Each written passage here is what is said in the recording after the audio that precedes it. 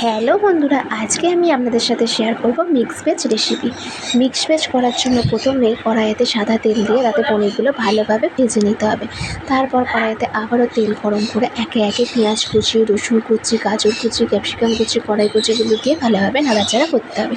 তারপরে আমরা একে একে দিয়ে দেবো টমেটো সস, দিয়ে ভালোভাবে নাড়াচাড়া করার পর দিয়ে দেবো অল্প চিনি এবং স্বাদ মতো নুন, দিয়ে ভালোভাবে নাড়াচাড়া করার পর বেশ খানিকটা মাখন দিয়ে ভালোভাবে নাড়তে হবে, অনেকটাই মাখন দিতে হবে এতে।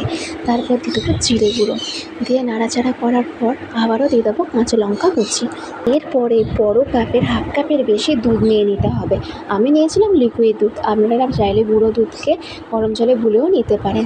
তারপরে দুধটা কড়াইতে দিয়ে দিলাম, তারপর ভালোভাবে নাড়াচাড়া করে 2 মিনিট মতো ফুটতে দিয়ে দিলাম। এরপরে আমি দিয়ে দিলাম চিজটাকে ভালোভাবে করে দিয়ে দিলাম। তো ফাইনালি রেডি আমাদের মিক্স ভেজ। খেতে কিন্তু রুটি দিয়ে